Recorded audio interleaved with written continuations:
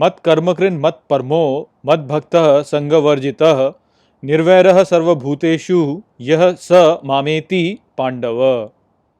Hello friends, this is the 55th Shlok of the 11th chapter of Bhagavad Gita, and today we will understand this Shlok in detail. So let's first go over its meaning. So the Shlok says, Mat karmakrin mat paramo, which means who works for me considers me supreme. Mat bhakta sangha varjita, which means my devotee who is not attached. Nirvairah sarvabhuteshu yah, which means who lacks hatred for all beings.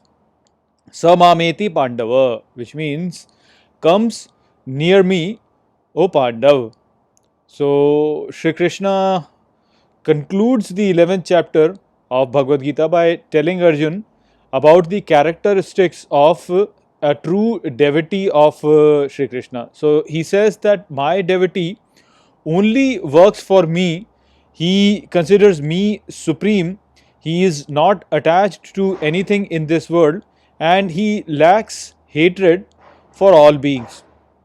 So we have understood in the previous shlok that the seed for devotion is the unsinking faith in the Lord.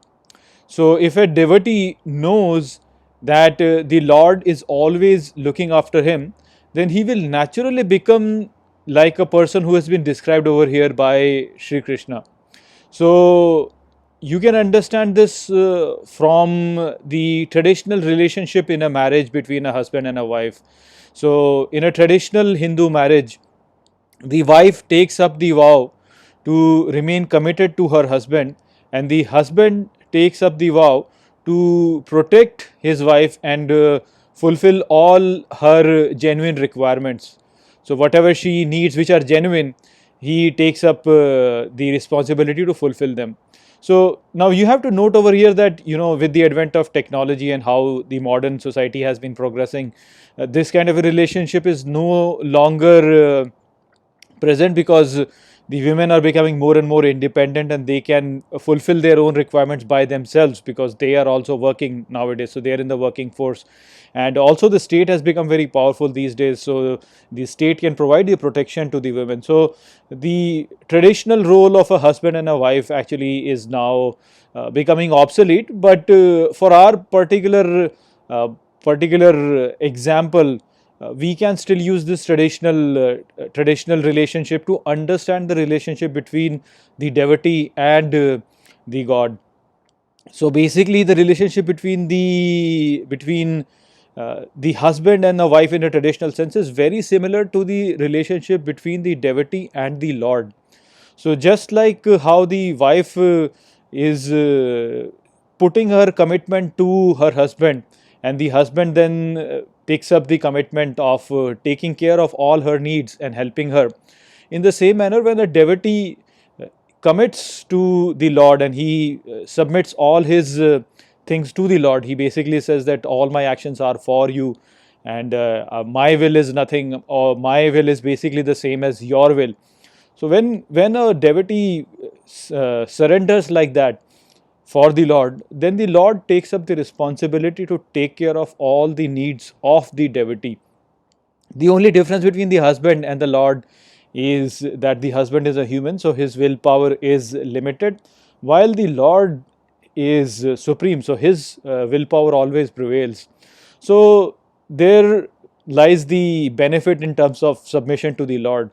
If you were to submit to the Lord, then Lord's will is always successful. It always prevails.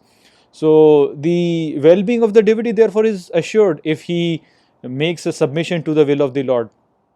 So just as the traditional wife, she, after making submission to the husband and committing to the husband, she takes up the protection of the husband, and she has then does not have to worry about anything. She does not have to go outside and struggle.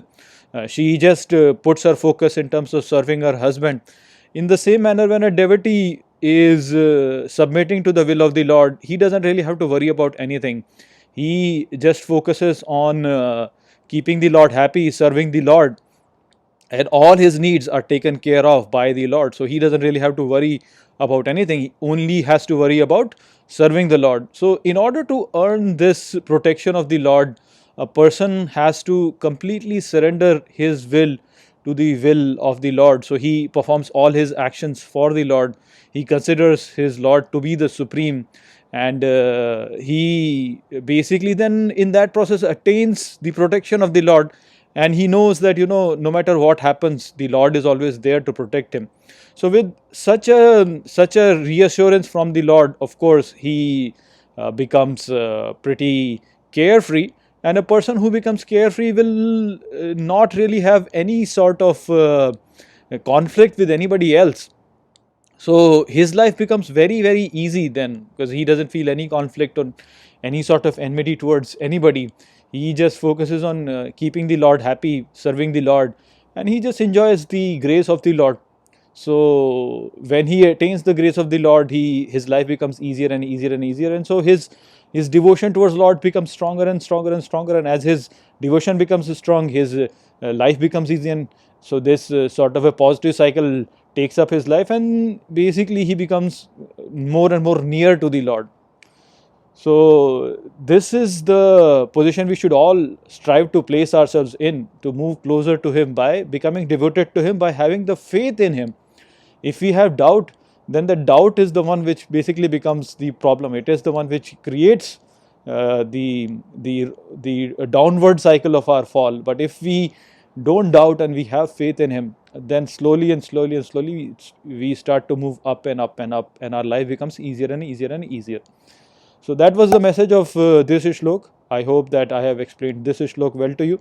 We have also completed the study of all the shloks of 11th chapter of Bhagavad Gita. So with that, I'll close this video. I will see you in the next video. Take care.